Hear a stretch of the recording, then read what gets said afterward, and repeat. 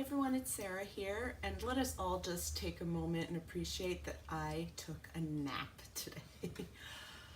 As y'all know, my husband had heart surgery, and this really should be titled My Husband Had Heart Surgery and I Bought Books in Order to Cope, or something like that, but I don't think all of that could fit on the title, so it's just a book haul of the books that I bought while my husband was in the hospital.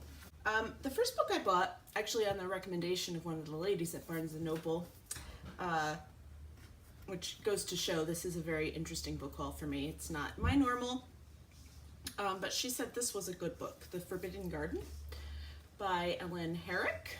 I believe this is some sort of woman's fiction book, but it centers around a Shakespeare garden and a woman who is hired to restore this garden back to its former glory, and it's got like a very magical feel to it, I hear.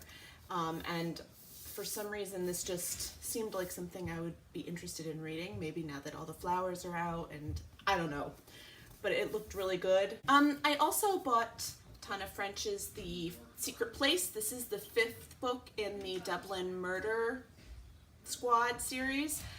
I read these all out of order. Actually, I've only read one. I meant to read book 3 first, but I actually read book 4 because I heard you shouldn't read books 1 and 2, actually 1 and 2. So anyway, I would actually like to binge read books 3, 5, and 6, and so now I have book 5, and I will at some point this year, not right now, but read those together because I hear you really should in order to get all of the nuances, which I want to get. I also picked up The Soul of an Octopus by Cy Montgomery. This is a nonfiction book about octopuses, octopi. I'm not quite sure what the appropriate plural is. It talks about a couple of octopus and how they interact with humans and you know how smart they are, and it's just like a love story to the octopus, I guess. And I saw on someone's channel how much they loved this book, and so I had put it on my reading list, and I decided to buy it because it sounded like something that I would really love. It's also an award-winning book, so hey, and there are pictures in it. So I'm actually really looking forward to reading this. And I'm late to the bandwagon on this one, but I picked up A Man Called Ove by Frederick Backman.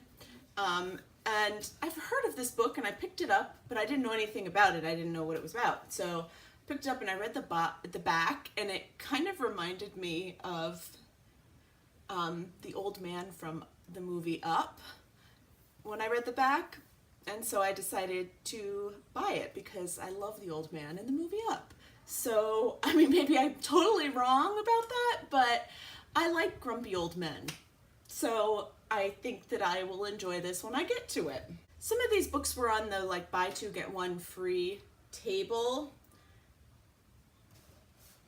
I think The Soul of an Octopus, A Man Called Ove were on there, and then so I got this one for free. I had to pick another one.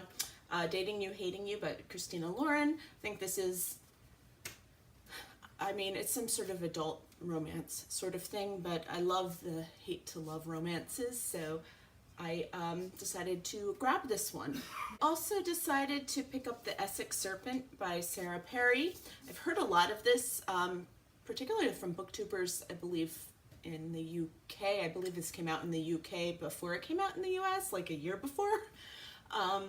I don't really know a whole lot about what it's about, but the cover is gorgeous, and I think it's a historical fiction, which I do like, so I grabbed it, and I want to read it, obviously, because I bought it. And this last one was definitely kind of like a cover buy, like something, I felt the need for something a little bit different, and so I grabbed We'll Always Have Paris, a mother-daughter memoir by Jennifer Coburn.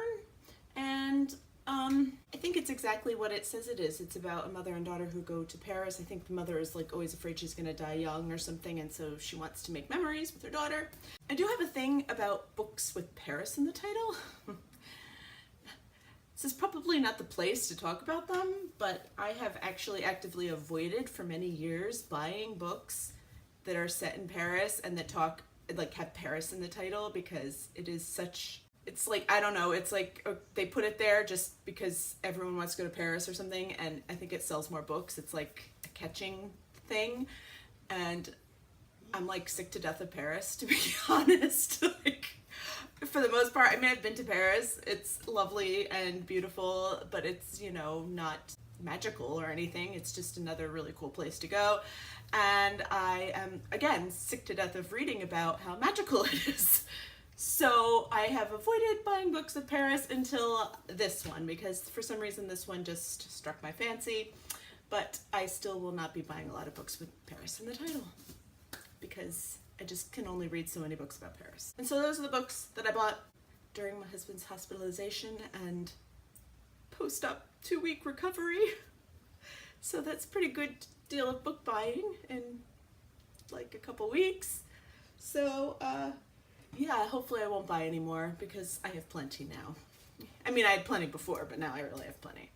So I will talk to you all again later. If you've read any of these books, please let me know how they are, and I will talk to you again later. Bye.